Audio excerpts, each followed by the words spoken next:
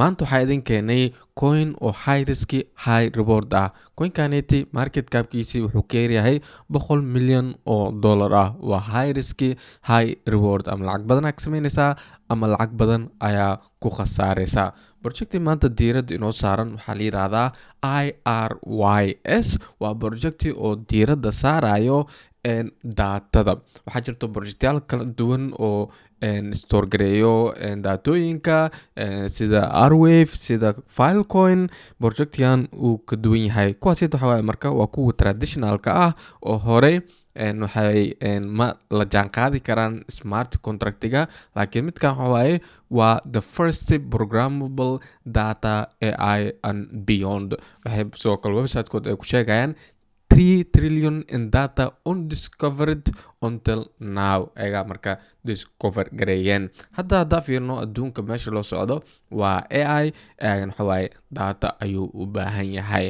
marka daatooyinka store gareeyaan sida ay isku magacaabayaan waa Amazon Web Service-ka oo Web3. hadda hoos u degno waxaan arkarnaa in oo daatooyinka ay keenaan other data network only store data.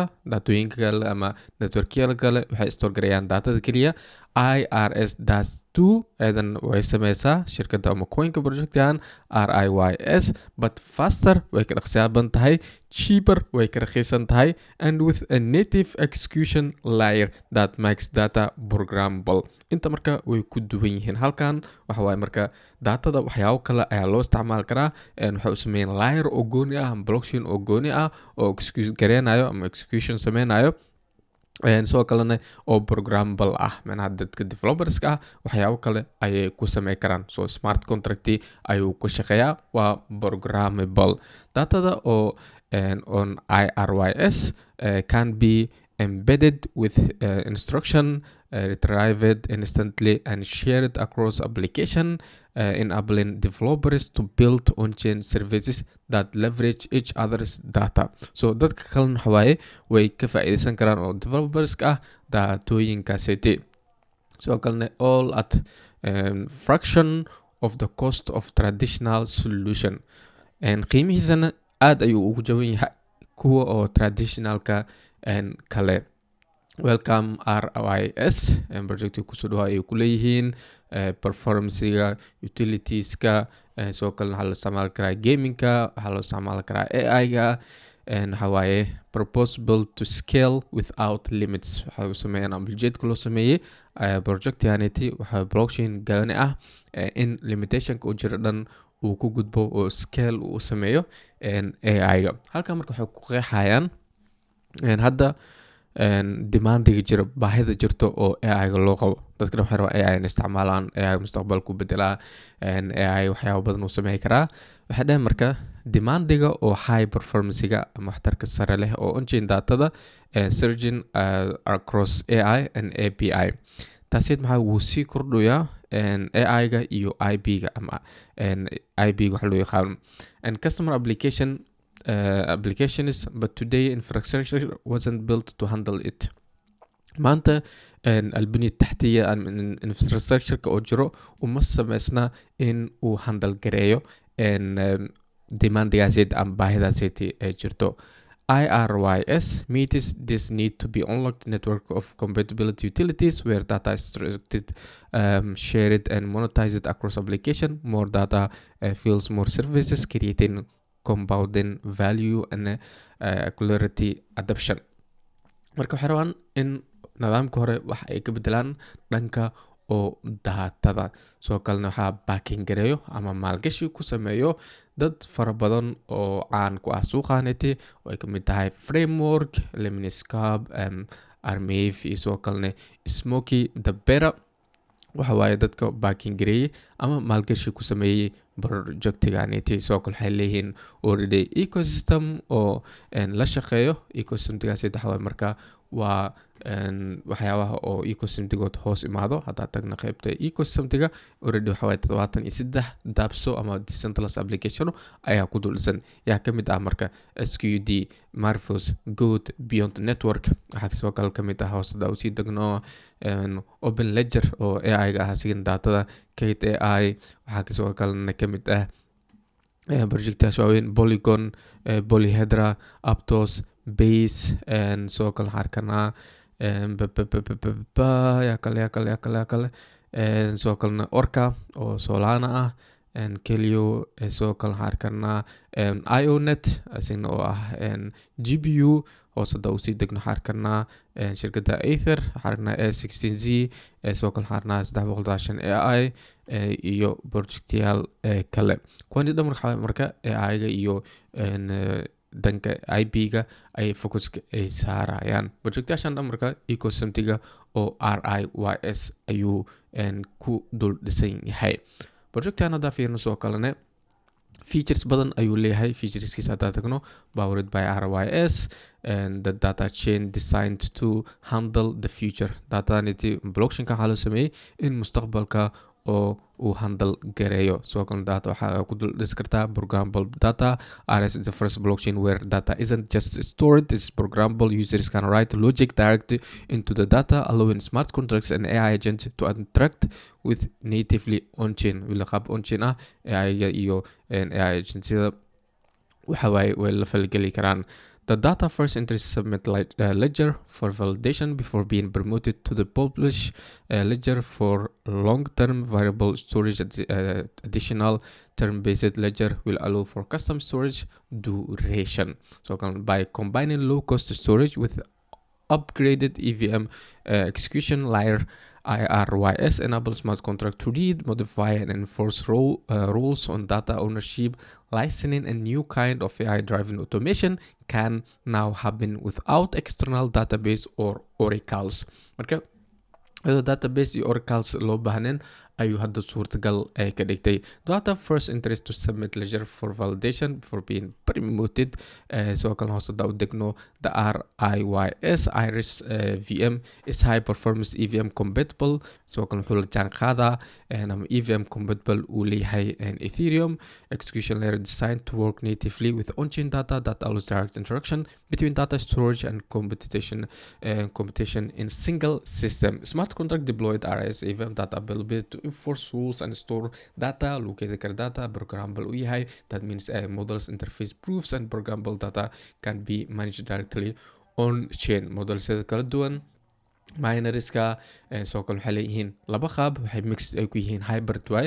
waxay isticmaalaan proof of work iyo proof of stake ayay adeegsadaan. so waxa waaye labadaba waa loo isticmaalaa. so termiyaasha iyo waxyaaba technicalka ah yaa idinkugu waalan. waxaa tagaynaa marka dhanka oo lacagaha ay aruuriyeen.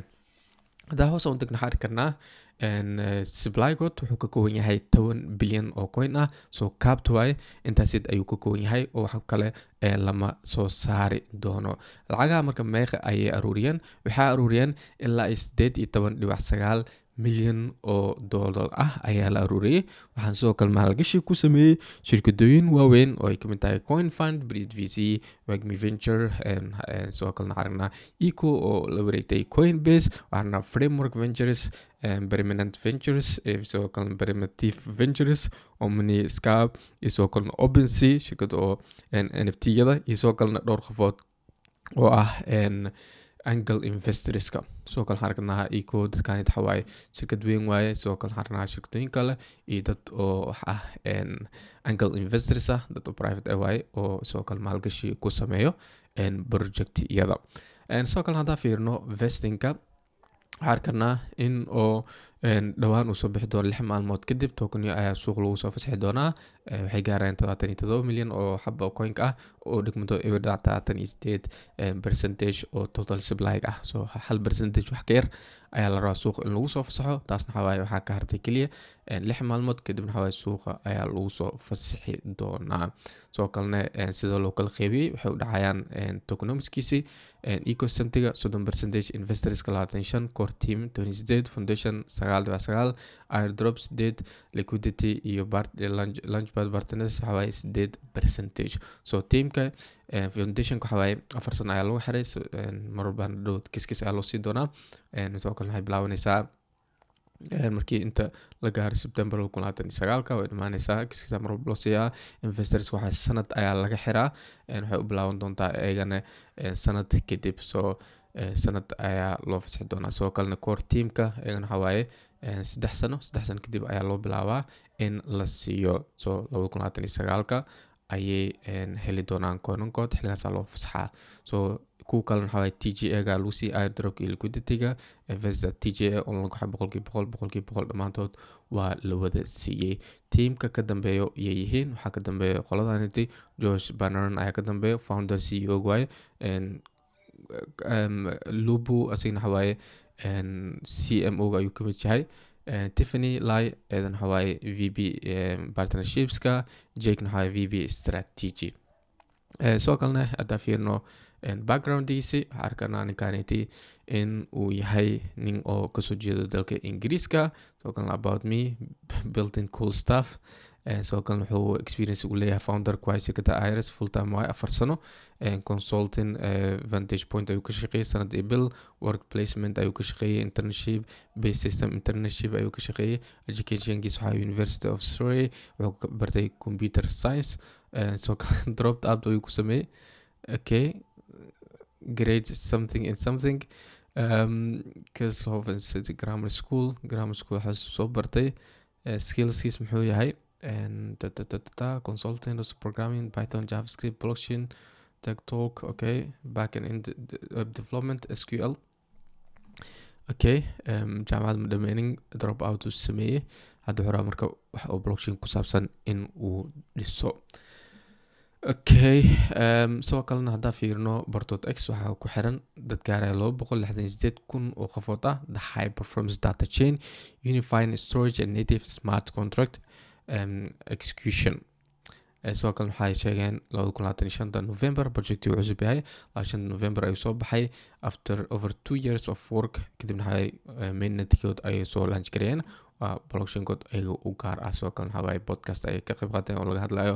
Soo kalena waxyaabaha oo soo jeed waxaa kamid ahaa waxaa lagu soo launch gareeyay Bitfavo, exchange kala caan ah oo Eurobase oo dalka Holland laga leeyahay ayay kusoo dareen. Taasna waxaa accessibility siinaysaa dadka in meel fara badan oo ay ka iibsan karaan. Intan article lagu sameeyay scaling robots with modular sigoo la isticmaalayo, simple and internet can use it, iyo waxyaabo badan articalooyin iyo xaseetay ayay soo qoraan.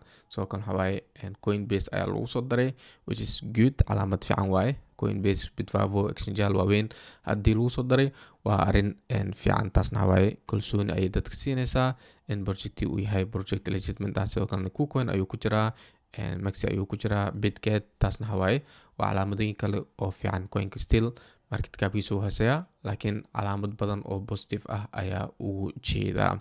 Soo kalena haddaa fiirin pricekiisi, coinka waa kana haddana wuxuu marayaa ewer 4.3 senti ayuu marayaa. Market capkiisina waxa waaye 87, almost 88 milyan oo dollar ah, 100 milyan uu ka yaryahay. Soo kalena wuxuu multi-chain waaye, wuxuu supportkaa BNB iyo blockchain Ethereum ayuu ku dul dhisan yahay. Irys is a layer 1 data chain that unifies on-chain data storage and smart contract execution into a single network. Traditional smart contract chain handle financial transaction but lack native primitives for working with data at scale. Marka demandigan jiro ayay rabaan in ay ka faa'iidaystaan. Projectin waxaa fiirnano harnaa in dhawaan uu soo baxay November markii lagu jiray 2025 sanadkan la soo dhaafay kaliya ayuu soo baxay, waana 10 bilyan oo coins ah. Maxi hadda fiirno markets wuxuu yahay inta Coinbase nooma soo saaro, laakiin wuu ku jiraa. Soo kana Coinbase exchange uu ku jiraa, KuCoin uu ku jiraa, Maxi, BenchX, so exchange already uu ku jiraa, laakiin Binance weli ma la soo gelinin. Binance weli lama soo gelin, laakiin exchange kale oo ugu weyn tahay Coinbase already uu ku jiraa coinkan. Marka dirad waxa weeye arrintaas ay rabaan in ay xoog saaraan. Soo kalena waxa waaye TBS oo badan ayay leeyihiin, sida ay sheegeen theoretical ahaan wuxuu gaaraa ilaa 100,000 oo transaction ah. Coinkan waxa use case ayuu leeyahay oo waxaa loo isticmaalaa fee in lagu dhiibo, staking in lagu sameeyo, burn mechanism ayuu leeyahay ilaa 95% fee laga generate gareeyo waa la guwaa. Taasna waxa waaye waa arrin kale oo fiican oo coinka caawinayso. Labo mechanism ayuu adeegsadaa, proof of work iyo proof of stake mixed waaye. Taasid oo ka dhigayso in oo labo mechanism kala duwan uu adeegsado. Soo kalena waa programmable way data waxyaabo kalan waa loo adeegsan karaa. Hadda marka waxaan isla fiirinaynaa chartigiisi dhanka technicalka waxaa rabnaa coinka in markuu soo baxay kadib dhaqaaq uu sameeyey oo laga soo dhaqaajiyey heerarkan uu gaaray adiga 1x camal iyo wax la jiro kadibna waa laga soo daadiyey daadasha ayuu ku jiray facekana waa daadanayo coinka kadib waxaa aragnay halkaaneti markuu jabsaday wuxuu ku dhaqaaq xawaari aan caadi ahayn. Haddana markuu dhaqaaq uu sameeyey wuxuu samaystay adiga new all time high ayuu samaystay wigtan dheer ayuu kusoo qaaday highganeti oo new all time highs uu ahaa oo markii uu soo baxay kadibna maxaa dhacay kadibna wuxuu samaystay marka bullback ayuu samaystay oo coinka waa lasoo daadiyey. haddaa fiirno meeshaana laga soo daadiyey kan waa wax oo healthy ah coinka uu samaysanayo bullbackaneti waa still bullish way uptrend way projecti coinka technical ahaan kor ayuu sii soconayaa sababtan hadda fiirno Irys ka fiirno waxaan karnaa in uu marayo 53 weli overbought maaha 70 meelahaas hadduu dhaafo kadib waxa meel sare ayuu gaaray soo waxay ku badan tahay meelahan camal 58 ilaa iyo 56 in uu target gareysanayo coinka short termiga fursad trade ayaa laga heli karaa. coinka still wuu cusub yahay adoption ayuu u baahan yahay. adoption hadduu helo coinka dhaqaaq fiican ayuu samey karaa. waa high risk high reward waaye market cap 100 milyan ku yaryahay wuxuu ku jiraa kaalinta 479 which means in high risk uu yahay. meelaha oo supportiga hadda halkan support ay u taalo meeshan waa meel oo muhiim ah coinka meeshan hadda fiirino waxaarna hadda ka hor meeshan waa laga soo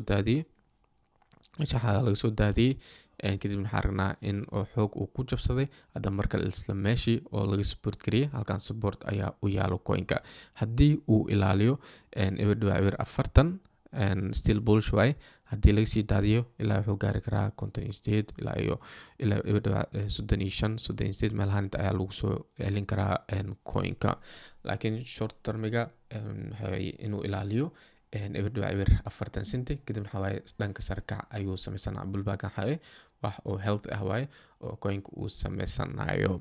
marka hadalkay financial advice ma kaliya ra'yiga shakhsiga baaritaan aan kusoo sameeyey wixii aniga markaasiti oo macquul ah ayaan la wadaagaa. adinkana always do your own research waxa hore ka maalgashanin. marka coinkan risk ayuu leeyahay soo kalena reward ayuu leeyahay. marka coinkan inaan la wadaago like subscribe si wax walba uu ku soo gaaro. wassalaamu calaykum waraxmatullaahi wabarakaatuh.